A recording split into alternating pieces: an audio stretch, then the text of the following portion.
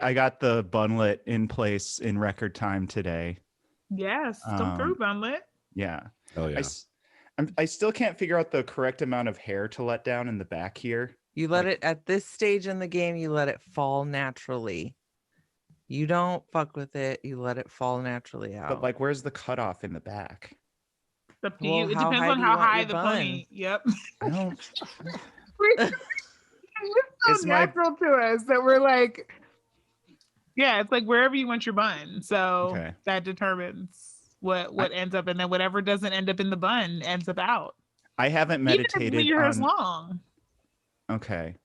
I haven't meditated yet on how high my bun should be. I like it right on top. Right on top? Yeah. Right about here. Like a unicorn. Yeah. I think like just, when I'm like looking or at a you side and pony. like, I'm thinking about like your vibe, right about here. Yeah, that's my vibe. That's your vibe. Perfect. I say where you have it. Sounds like you all respect me a lot. I don't think you're a low pony guy. You're never going to be the low pony guy, no matter how long your hair giving gets. real That's just advice. not right. But I would say middle of the head to like 3/4 of the way back or a quarter of the way back or whatever is like your ideal zone. So where you have it now, is that you good? Probably have, you can alternate back and forth my based gosh, on whether or not you're feeling It's like, cute. or whether or not you want it to be like in the back. Okay. That's where I see you keeping yours, somewhere between there and where your like headphones would be. So either way, you'd be able to put your headphones where they are right now, but you could be where they are all the way up to the bottom of your headphones. All right. How big is it? It's like the size of like a ping pong ball right now. Mm-hmm. Yeah. Yeah. It's a very tiny bun. It's still a man sprout, but it will grow into a mighty man oak. I am super proud of it.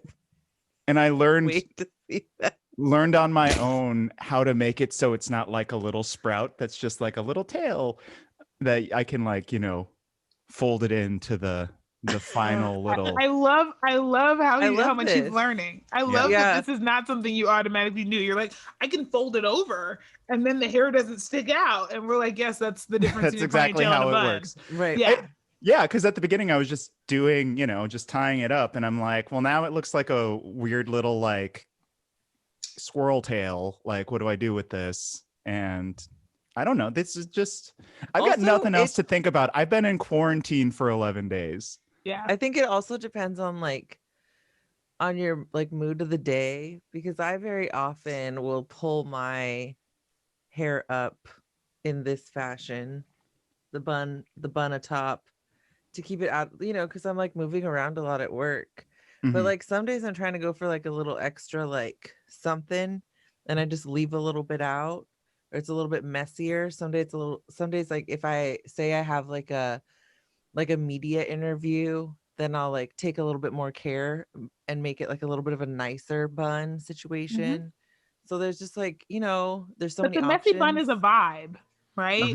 Oh yeah. Like the just like it the clean really cool bun is a vibe. The clean bun is a vibe and the messy bun is a vibe. And so you decide what vibe you're going for and then you go for that. Generally the messy. Yeah.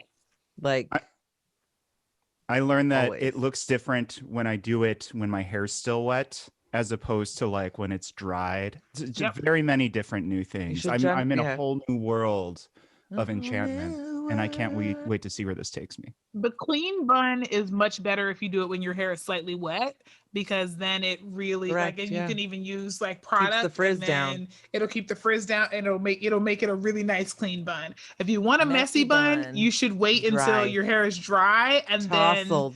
then it's it gives you all the great vibes. Yep. Okay. Got Beachy it. waves. I've been walking around. I've been strutting around downtown just like looking Skylar's done with this conversation. Looking at these I was just gonna say I fucking hate this conversation. Can we just do the show, please? All right. All right, fine. Voices, the things they said. Voices, some from those dead. All the voices heard. Voices, things we say. Voices, they're in your head. All the voices heard. Why, hello, everyone. You have Kempa. And Skylar. And Shannon. And Flo. A full house. Flo, this is your first time on FM radio. Yes, hi FM radio listeners. The people already know and love you. So there's really not much of an introduction that we need. Waving for FM radio. It's our first Hi, episode FM on radio. There are a large amount of like visual gags that we do on this podcast that like 3/4 of the people experiencing this are not watching. Well, that's why usually one person, if we're doing it correctly, there's at least one person describing what's happening. Yeah. Like, let's say I'm showing the group my man bun, you know? Yeah, say as an example. Yes, that's true. So let's get started on this episode. There's actually a lot of ground to cover today, and I think this is just a really interesting one. To begin, let's talk about our favorite thing to talk about on this show, law enforcement. Now, we all know that there was an attempted coup in Washington, D.C. a couple weeks back. And to absolutely no one's surprise, it has come out that a number of deputies under Sacramento County Sheriff Scott Jones went out to DC to be a part of this these festivities. Not Sacramento sheriffs, not the kind of caliber of law enforcement that we have here in Sacramento County. The same. Incredible. I'm shocked. The exact ones. It's actually those exact. The exact count. But I mean, so this isn't the first time we're hearing of this. I did see the article and actually watch that interview that Jones is giving on this. And you know, my initial fears were that some of the very people who are supposed to be protecting the state capitol from right-wing terrorists actually are right-wing terrorists, as it turns out. But my fears are allayed because Jones says that he would be very surprised if any of his officers acted improperly. So I feel like I can go to bed feeling safe about Wednesday for sure. They have a very long history of acting properly. Yeah. To the best of my memory. For sure. Yeah, we've never once talked about any issues with them on this show. No, they always act properly. Well, you get along with the sheriff very well. So let's hear your thoughts on this. I was not at all surprised to hear that there were some officers that were there. I was actually waiting for what the local angle of the story was going to be. I don't share the sheriff's confidence that everybody who was there acted appropriately, in part because the sheriff has in the past educated us on, riot theory and how, people join in and behave in ways that, are because the group is engaging in a way, they start to engage in that way. And based on at least the videos that we've seen, it appears that certainly was not, and there was not an exception that happened on January 6th. So lots of people were involved in the bad behavior that was happening and we're not listening to law enforcement, et cetera. And so I have no reason to assume that our officers would be an exception to that, given that officers around the country have been, have been seen to be engaging in improper behavior. And so I think the sheriff's confidence in his employees is likely misattributed and probably a bit naive. That's being very generous. Here's a question for you guys. So the other day I went to go get on the freeway. So I'm driving down I Street and they've got the street in front of the jail barricaded, and there's like the riot control sheriff's guys are out. Sorry, guys and girls are out in full regalia. Now, I know they were doing this during the summer over the George Floyd protests because some of those protests did wind up at the jail, and the jail actually did sustain some damage. Why would they be doing it now? I get like if you are out protesting like police brutality and like the carceral system in general, then it kind of makes sense, I guess, that a county jail might be targeted by folks who are protesting. But like, these are like QAnon people. Like, these are all the people who work in the jail. Like, who is there precedent for like right-wing people like destroying a jail? Absolutely not. I think this tells me that they really don't understand the nuance of these. And like it's funny because you don't even need to have nuance. These are two very different things. What happened in June and what is happening now with the QAnon folks and the folks trying to carry out a coup. I just think that the sheriff's department doesn't. They haven't put any thought into this. They're like, oh, we must protect our buildings and we will come out in full force. Yeah, I mean, and they're gonna do, especially in the wake of all of the criticism that they have received, that they deserve as a result of their behavior and funding.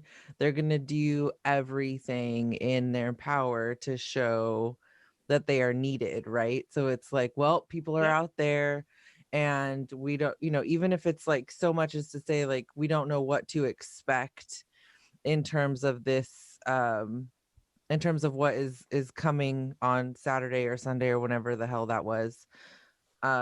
They're like, we're gonna show up and we're here to protect the city, and in hopes that they catch somebody doing something so that they can then report that they caught some protester with a backpack and a bat or something. Like, it's a way for them to prove we're the good guys. They're the good ones. Yeah. Right. Yeah. Us, the guys that are dressed all in black body armor with our entire faces obscured and guns pointed at fucking unarmed people. We're the good guys. You should feel extremely safe around us. Yeah. I mean, obviously I was being sarcastic before because Dave was saying that the sheriff is my friend. And I was like, we speak cordially to each other, but I don't know that I would describe us as friends. What I will say is that I think this is a classic example of the call is coming from within the house, right? And so you're not clear what to do in the horror movie once you realize that the call is not coming from somewhere else. The call is within the house, right? And so I think it turns all, like, typically when we think of protests, we think of people who have some challenge to what's happening with institutional power. And often when it comes to social justice, it's the human rights violations that are coming from institutional power. Here is a group of people whose argument or complaint is hard to pin down because it's not real. And they're not an oppressed group of people. They don't have historically restricted, access to goods, rights, or services, right? They're not, this is not a traditional protest. And so it's a little difficult to figure out if you're doing this truly in earnest, like to figure out how do you guard against this? And the call's coming from within the house. So it's going to be really hard to guard against it because I think a lot of people who are tasked, as their job with defending against whatever might happen are not only sympathetic to, but likely actively involved in, actively allies and actively involved in the movement. So, right. We've talked at length on this show over the last year about how our law enforcement agencies, there is not an insignificant percentage within them that has far-right tendencies, fascist tendencies, and is really, at the end of the day, overtly white supremacist. Right. And when some of these guys are into it enough to buy a plane ticket and fly across the country to like go do a bunch of like crazy shit. And right? Yeah. It's not just that they're sympathetic to it, like they're willing to fucking throw down for it. Yeah. People, and I just feel like other people have been like mired in, you know, in what can only be described as slander for doing far less, right? So the idea that, well, I'm not sure if they've done anything illegal, like, that's funny, because if you admitted to being at like, you know, a protest for social justice, you would automatically be painted as having done something illegal and you'd be part of the problem. And here people like overran the Capitol and had nooses out and had Confederate flags and 6M WE shirts and like all of this stuff, and they're being given the benefit of the doubt, which is just another example of how, you know, white supremacy plays itself out. Is that you're giving people the benefit of the doubt who don't even deserve that, because their actions were very blatant and their goals were very explicit. Yeah. You know, and so I just wanted to say that we were right. Everyone else is wrong. And continue to believe us when we say that this is what law enforcement is about. This is who is among their ranks. Even, you know, Matthew Keys, the freelance journalist locally, he got in a little trouble a few years back. Don't need to get into that. He broke some news just over the weekend that 3 federal officers here in Sacramento are under investigation for, surprise, surprise, attending the rally / coup attempt. And one of them, white supremacist fascist coup. That's how I've been describing it. And then I've actually been using the acronym when I then refer to it later if in an email. I like that. On second reference. Yeah, on second reference to the white supremacist fascist coup. We've called it before the Saltine Siege. Yes, I like that one as well. I like that as well. I liked that when that the guy that was dressed up in like fur, the Q shaman guy. Yeah. I saw somebody refer to him as Q Baka the other day. Yes. Yeah, it's pretty good. I loved that. I enjoyed that as well. I like that the internet just won't quit. Oh, God. The internet is undefeated. It's very nice. So Matthew Keys reported that these 3 officers, one of them is a local DEA agent. I believe this person has been fired. Another one is with the FBI in an admin position. I don't know what that means, but they're under investigation. And the third one was the one I really like, is with NHS. They're the Homeland Security Department, DHS. I don't know what it's called. Basically, it's like the same department that ICE is housed in here downtown in Sacramento. I love hearing that, because I mean, what more of a fascist group is there than ICE and these Homeland Security people? And the even funnier thing to me is when you go and walk around downtown, there's 1,000 National Guard troops out here guarding these buildings. So the National Guard is guarding the Homeland Security building. They're basically guarding these fascists from themselves. It's beautiful. Yeah, I mean, I guess I just don't know. My silence is more just like back in the space of this isn't fucking surprising. And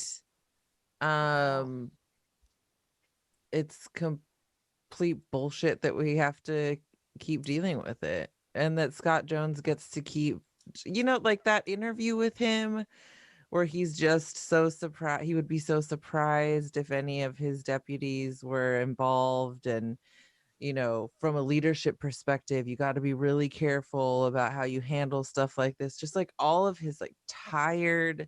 Well, because Scott Jones is a Trump supporter. Yeah, I mean, it's like, of course you're saying all this, dude. Like, because we're talking, like, because how much of this could be said about you, right? So you also have to defend yourself in this. It just, I don't know. It's just really, it continue how like we're so. I'm just like tired of being disappointed, and I know that I'm not the only one, and it's a common thing. But what is there left to say? This guy's a joke. Yeah, the Sheriff's Department is a joke. He's an elected official, so there's not much we can do to him beyond voting him out when we actually have a chance to vote him out. This is why which is next year, by the way. Yeah. Yes. So folks, look or June. find a friend who would like to run for sheriff. Or else I will. Our listeners, who are your friends who are Yeah. sheriffs that want to run? There might be one out there. Who knows?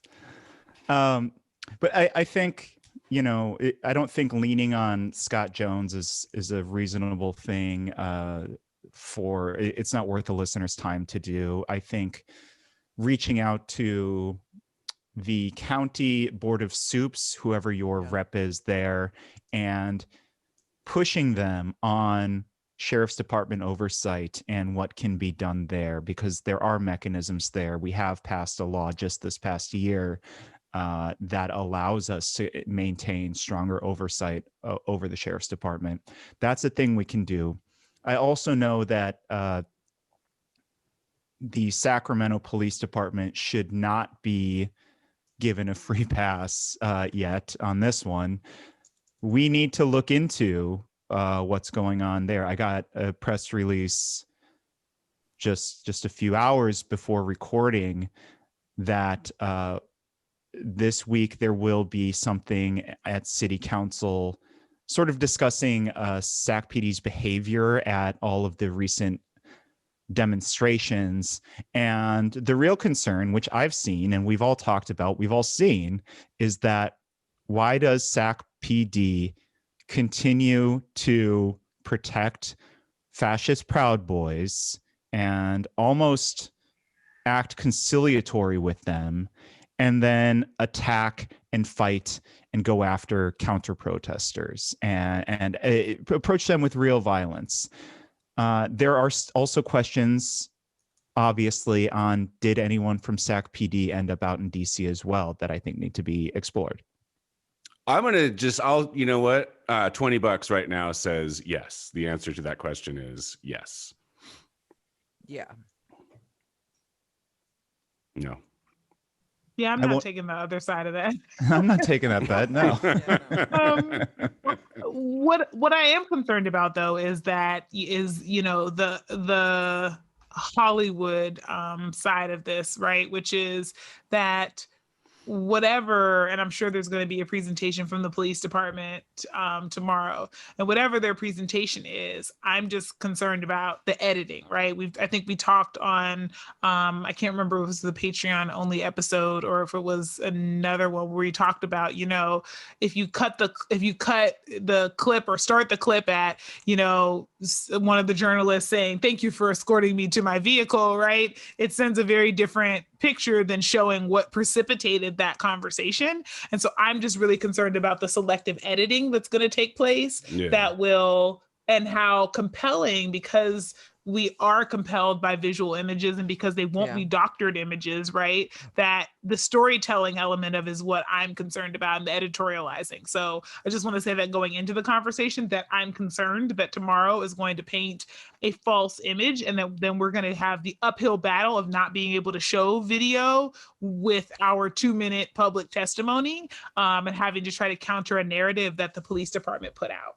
Absolutely. And by tomorrow, listeners, today. She means today if you're listening on Tuesday the 19th, right. And yesterday if you're listening on Wednesday the 20th. That's right. We have so many details to remember now. Right. But yeah, that's what I'm concerned about. I think I share that concern. I think we've seen, it's Chief Han, who's my best friend and my yoga buddy. Yoga buds. He inversely to Scott Jones sort of puts on this nice face and says things very nicely and is approachable. That doesn't mean that his police department doesn't act violently. It doesn't mean that, as Flo was saying, I mean, watch the videos, watch the way he talks about these things. And once you take a step back, you can see just how damaging what he's doing is. If you listen to this before Tuesday's City Council meeting, highly recommend calling into that, encouraging that they, read into concerns about them being at DC protests, read into their behavior out in the streets of Sacramento. Anything else on this topic? Great. Nope. So yeah, thanks for all you do, law enforcement. Fucking boys in blue. Protecting and serving. Let's talk about something positive. Do we actually have something positive this episode? Can we talk about a woman named Bertha Perez? Yes, we can. Down in Merced, who ran for city council. She just last year was a custodian at the university in that city, was overworked. Her body was failing by how much they were making her and her colleagues work. So she organized, she fought back, and she made real material gains until they fired her. And then DSA approached her, the Democratic Socialists of America, Merced chapter, approached her, said, hey, we think you're amazing. We think you should run for city council. She did. And because of who she is and all the organizing she had done and pulling together all these people and with the help of labor, she won. She won a seat in city council. Can we talk about this a little bit? Mm-hmm. Yeah. Yeah, I mean, the DSA folks, or at least the person who put together this article and the DSA organizer or whatever, outline a pretty good plan. And the way that this is written makes it sound like DSA kind of found her. Like DSA wanted somebody on city council, sought her out. I think not only because she's an organizer and was already involved in her labor union, but she's also like a Latinx woman in a community that is heavily Latinx. So that, is never going to fucking hurt. Yeah. What Skylar's talking about too, the article is, it's at a site called dsaorganizer.org. I believe this is sort of a centerpiece of where organizers within the Democratic Socialists of America throughout the country sort of have conversations on what's working and what's not working with organizing. This piece that we all read is a case study on her winning campaign, because her winning campaign, at the end of the day, leftists, hardcore progressives can look at this and it just makes the roadmap clearer for how socialists can win power. Right.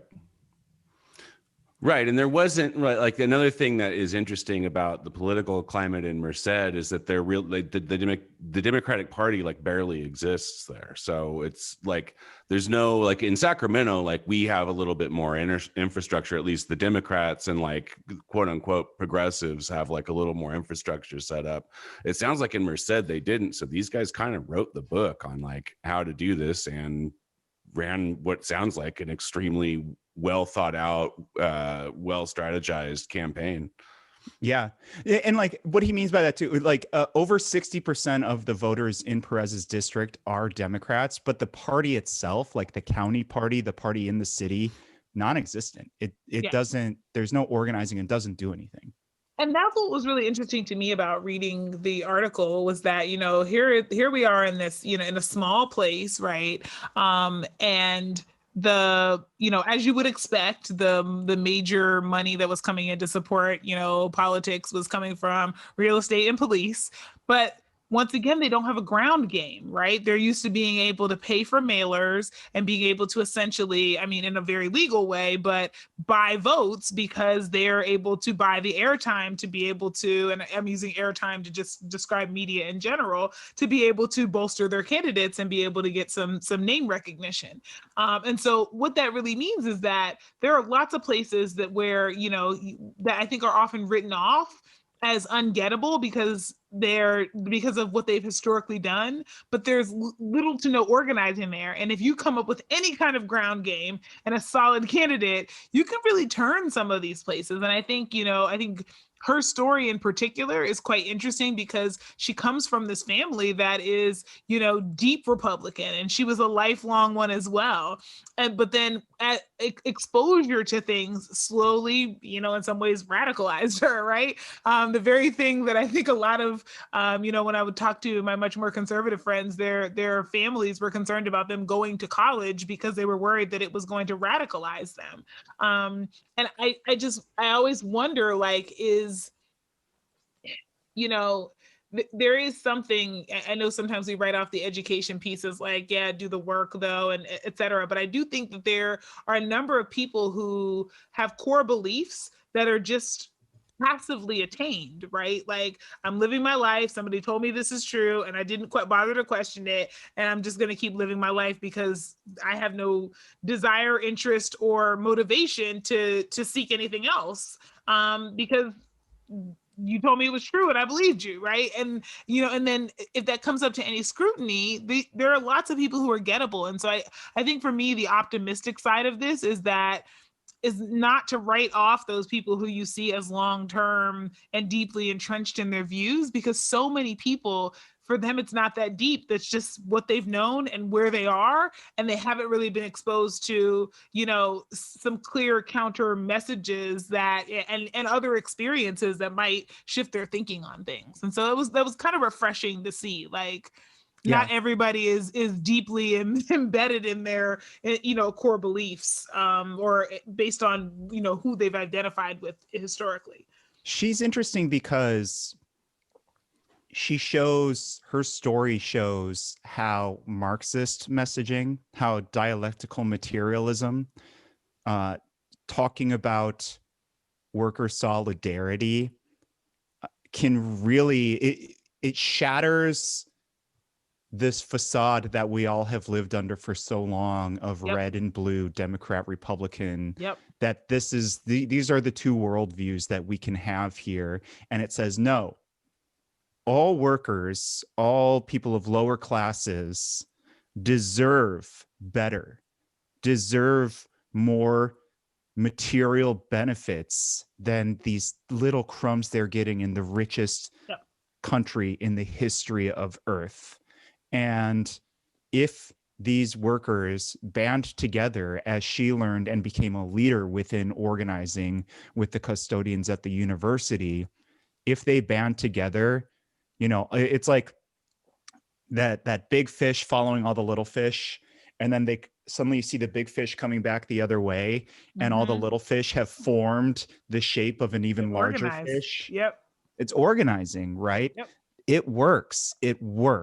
And Merced, Bertha Perez out there showed us, and I think is giving us a great roadmap for what grabbing and wielding power on a local level means. And then from there, we can start to look up, higher, assembly, Senate, beyond, right?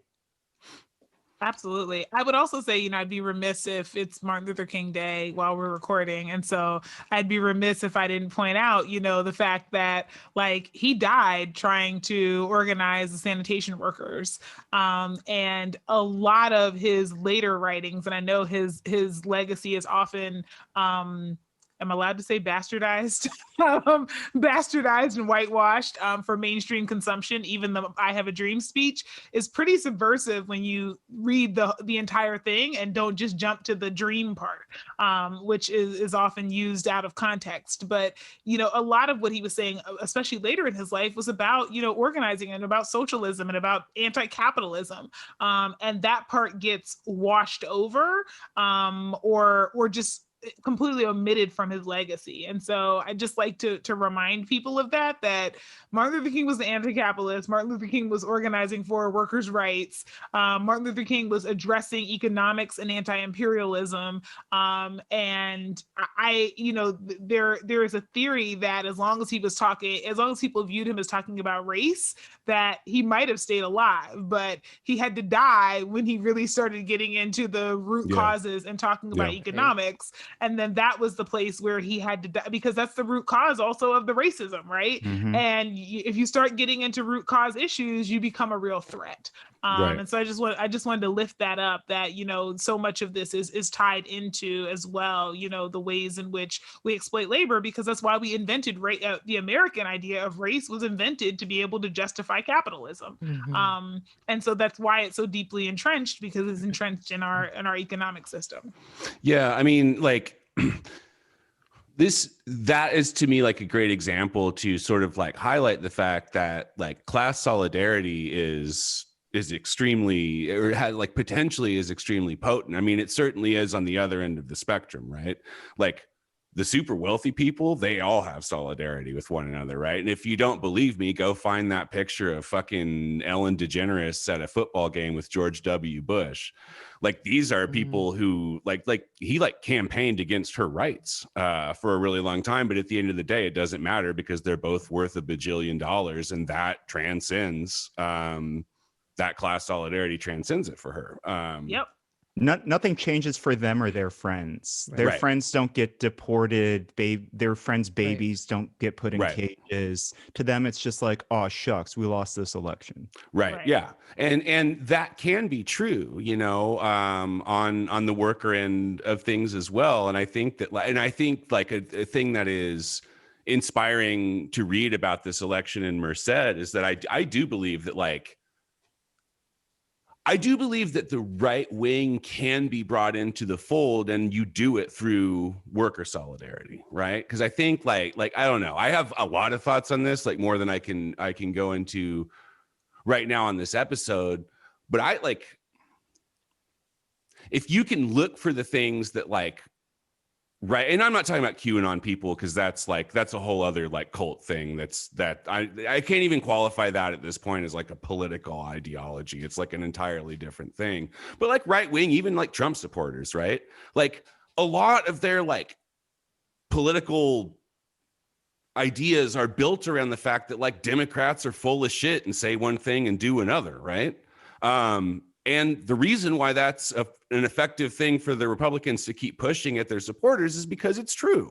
But I think that I think that's where the left, the actual left, comes into the picture, right? Because the left also is dissatisfied with the Democrats being full of shit 95% of the time, and that is a great platform to start. I do believe that right wingers are accessible. If you can find sort of there's a word I'm looking for, like the similar cause that you guys are both going for. I think it can be done. And I 100% think that labor unions are the way to get started with that. But again, like they're a piece of the puzzle. Definitely. You have to like all of the conservatives that I have known who are like anti-union or whatever, even though like they're working class people, are convinced that their unions aren't worth it because they like don't do anything, or they pay too much money and don't get enough in return or whatever. And so I think but I think like I do believe that if people like are they're getting solid returns and they feel like they're involved and they feel like things are going their way, I don't think I don't know. I guess I'm kind of rambling now. I get what you mean. I think that if people put up, like if we as a country and kind of as a group of people do a good job of like lifting each other up, then I think that class solidarity is like right around the corner for workers, right? Well, the reason I said I understand where you're coming from, Skylar, is because I kind of feel the same way about some of the people who are reluctant to describe themselves as anti-capitalist or socialist or something else, because they're like, well, I don't think capitalism is all bad.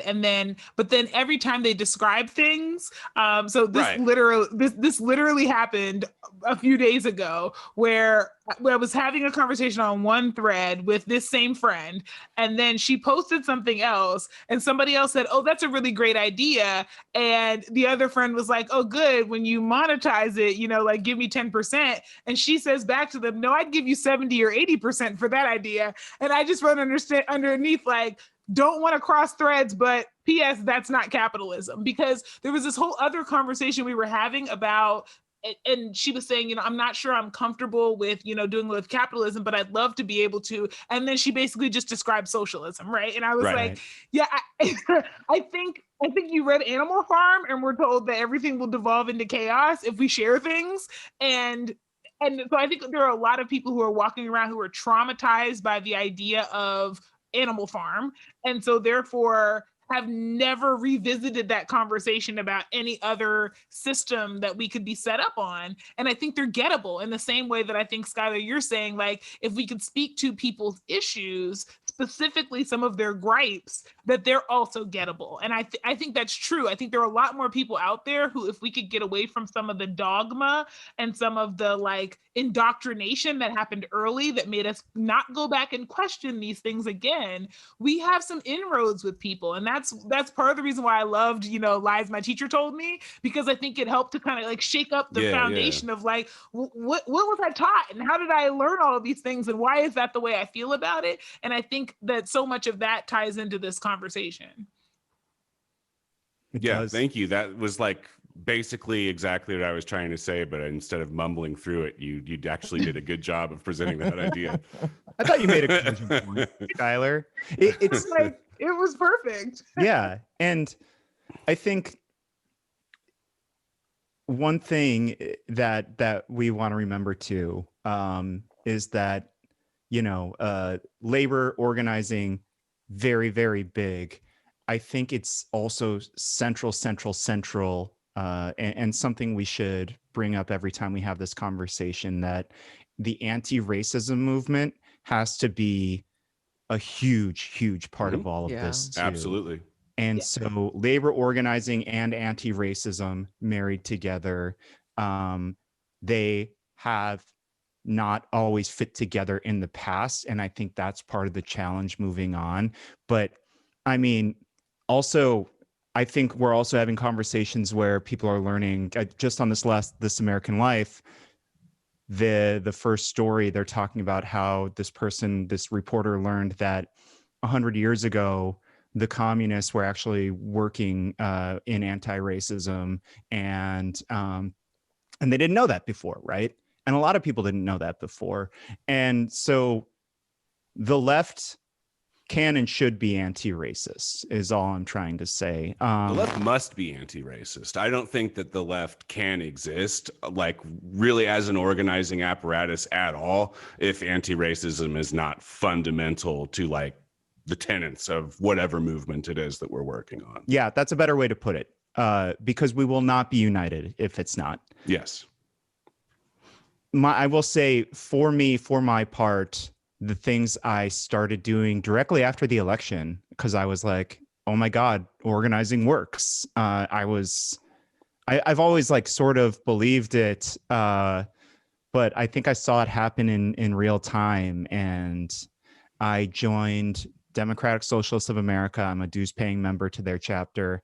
I don't yet like actively do anything as a member, but like they're getting my $10 a month, right? I also, because they're doing good work, they're helping people get elected, they're helping things pass.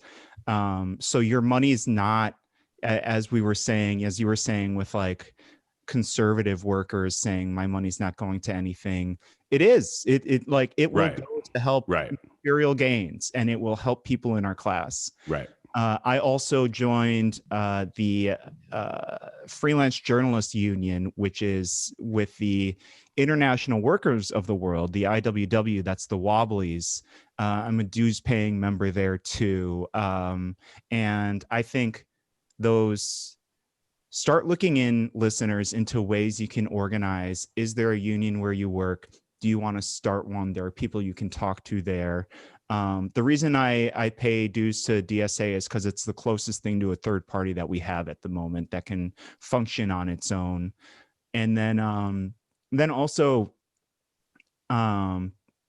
really work hard and make yourself a part of anti-racist action. I know of some really interesting things happening in town, not just on the ground, but organizing in a political side of things, as far as getting racists out of office in the future, that I think they can succeed.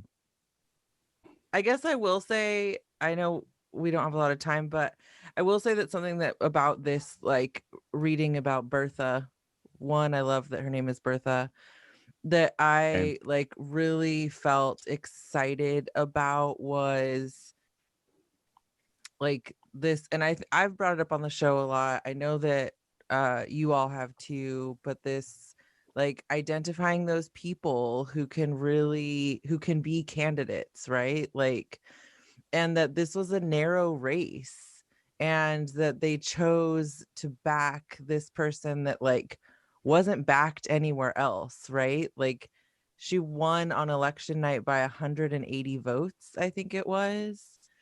And so it's just like, again, just that like power in getting behind the worker and like really harnessing the work of the labor movement and identifying people who can like get out in front of the issues, and also like not just signing away to like whoever the progressive person is on the ticket, right? Like find someone who can stand with and for workers and just fucking get behind them. I don't know. I read that whole like case study and was like, well, that like I got to find somebody to run for office now. It's like, all right there. This is super exciting. Yeah. I mean, and that's the step one. And I think that's really one of the most important parts.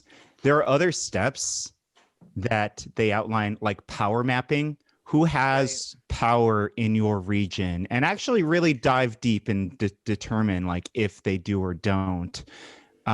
Getting money, finding out how you're going to fundraise for your campaign, and then incorporating labor. There's a couple other steps there, but find what I would say, finding the most progressive anti-racist labor unions that have power that you can work with, and just get rolling with them, because you can do it. This is doable. Yeah. I mean, so I would argue that there's actually a step that they don't name in this, which is, here we go. There's going to be a part of educating yourself as a leftist and an activist is making sure that you are working with the best and most accurate and most perfect information that you have available to you. Which I understand that sounds like it might be a difficult thing to do. It might, like, how am I supposed to know? How am I supposed to curate all of this information, right? That's how I felt too, until I found a certain oasis in the chaos. Dave, would you be kind enough to tag in here and help me explain this cornucopia of perfect takes that exists on the internet, and tell our listeners where to find it? I think I know what you're talking about. And in this vast, endless, seca desert of misinformation, of terrible takes, of okay takes, we're all trying to find a place where we have, and as you said, that oasis of perfect takes. There is such a place, and that place is called voicesrivercity.com. There it is. You can go there and go back to 3.5 years of perfect takes. There's the Sack Follows the Money project that shows you all the bastards that are giving money to the wrong people. There are just some amazing essays there. Obviously, we are currently focused on the podcast these days. There is a merch store filled with beautiful things like t-shirts, like White Claw koozies that say Voices River City on them. There are stickers you can get. There are coffee mugs from whence you can drink your coffee. This is the perfect place to get merch for your perfect takes. I can attest personally to the fact that if you put one of these stickers on your car, you might have an awkward interaction at grocery outlet that then spills out onto Twitter. So if that's something you're after, you can have that. That then spills out onto an episode. Yeah. Twice. You'll love it. You'll love to think about it when it happens too. There's another place with perfect takes That's called, and also Perfect Tunes. That is called 103.1 KUTZ FM. The Cuts. We are partnering with them. We do our Tuesday episode. It airs Tuesdays at 5 p.m. on your way home from work. And if you miss it then, we also air it Wednesday mornings at 8 a.m. Are you commuting to work around that time? Tune in and check it out. Yeah. We're really excited. KUTZ is a freeform radio station that's nonprofit, and they're doing cool stuff, and I'm excited to do this with them. Obviously, we are on social media: Facebook, Voices River City; Twitter and Instagram at Voices River City. We're on YouTube. You can look at our pretty little faces as we talk about the news of the day. We are. What are other things we do? Well, I was going to say, so I love that Voices River City delivers basically an hour of perfect takes for me every week, right? On Tuesdays. I'm finding myself with the stimulus coming in. I'm finding myself with a little extra scratch to burn.